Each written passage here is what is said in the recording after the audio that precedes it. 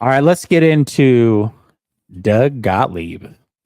Doug Gottlieb had some interesting comments. He basically said that when it comes to the MVP award, he feels like there are 15 quarterbacks that can do what Brock Purdy's doing, that the team would win just as much with 15 quarterbacks in his place.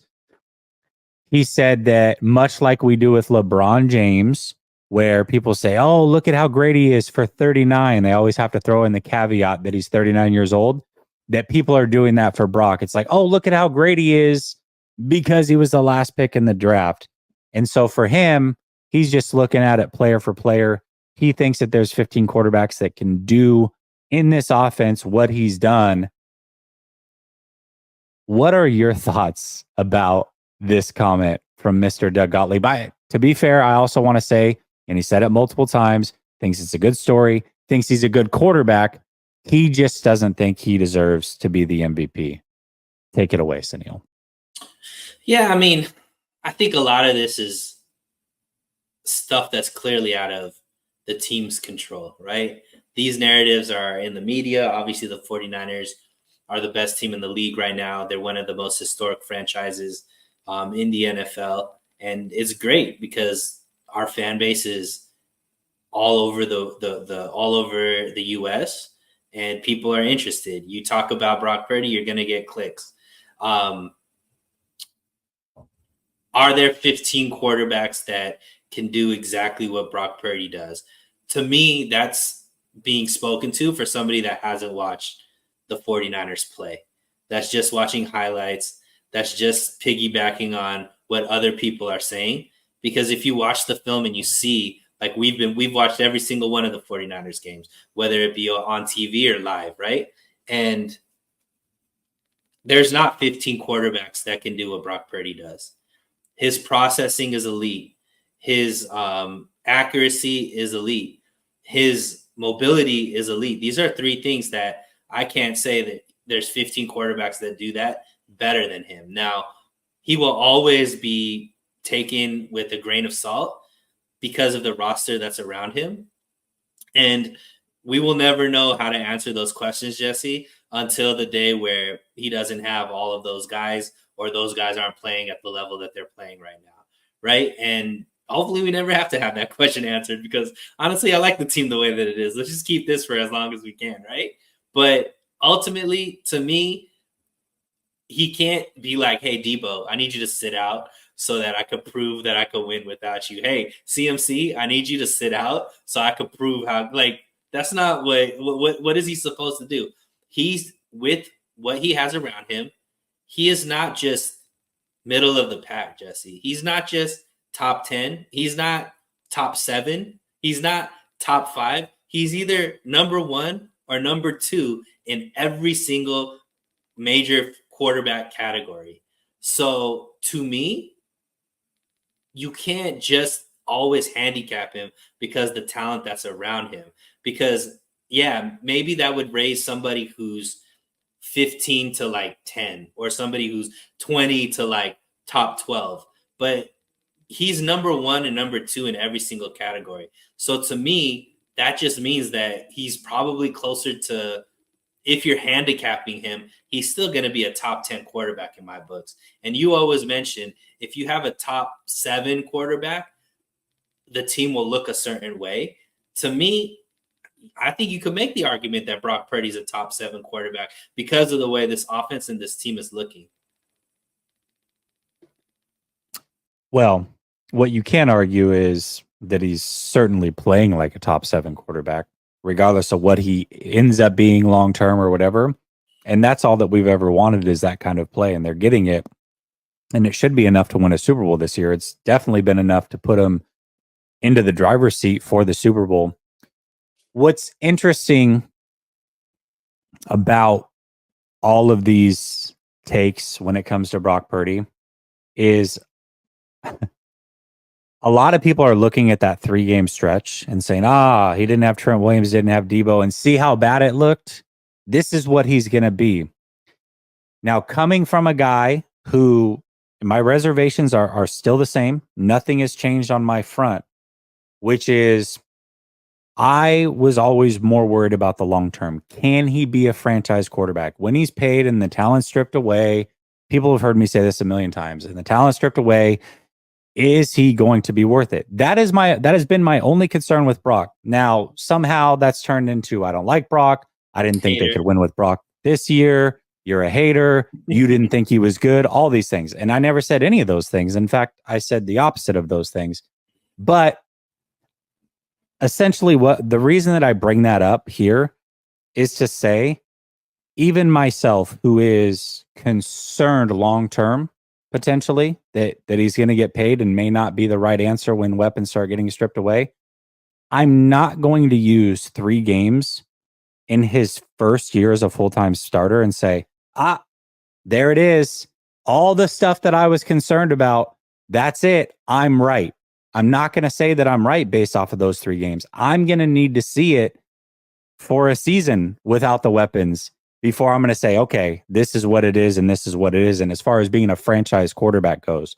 So to look at those 3 games, much like we talked about Jake Moody earlier, Jake Moody's looked shaky at times, but because they go long stretches without having to kick field goals or long field goals, I'm not saying he can't do it or won't perform in the playoffs if that situation arises. I'm just saying I want to know. I want to see it. People are taking an unknown, using a 3-game stretch, and then writing the narrative as if it is so. And you can't do that. It is way too early in his career to say that's what it's going to be. So it's funny because I have a lot of the same reservations that some of these other guys may have. But what I'm not going to do is write his story off of 3 games. And what I'm also not going to do is say, hey, he doesn't deserve to be in the MVP conversation. I personally would give it to CMC. But if I didn't give it to CMC, I'd give it to Brock Purdy, which means he deserves to be in the conversation. He has earned his spot to be in the conversation. And as of right now, regardless of what he becomes long-term, is he elite long-term? Time will tell. He's playing elite in this moment, and that should not and cannot be taken away from Brock Purdy. That is my opinion on it. Do you think there's 15 quarterbacks in the NFL right now that you'd rather have than Purdy? God, I'd have to go through it. 15 that I would absolutely rather have. Are we talking? See, so many questions go into this. We have to lay out the parameters. Are we talking, does his salary matter? Are we talking for the next 5 years, or are we talking for 1 season?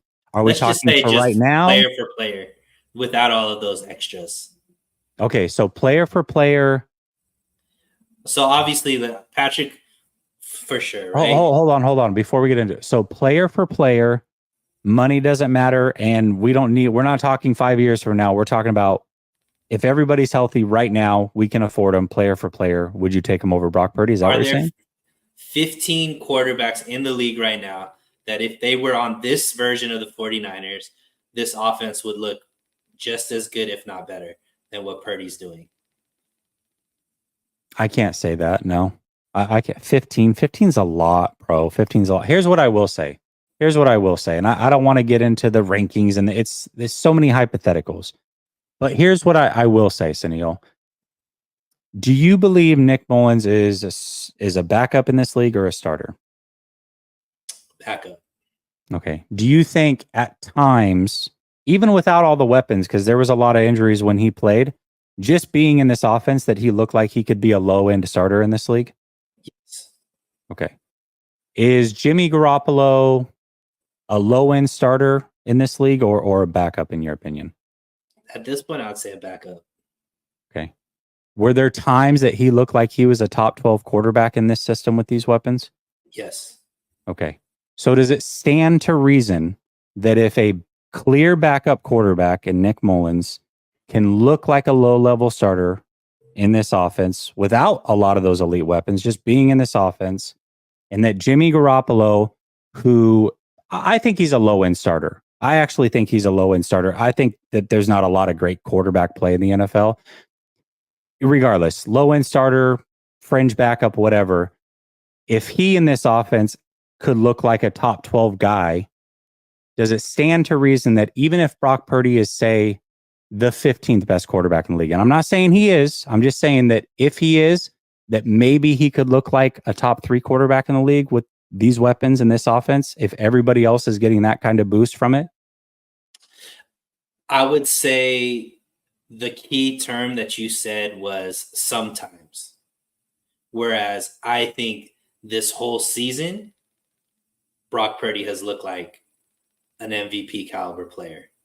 Was Jimmy Garoppolo not viewed as a top 12 quarterback in 2019?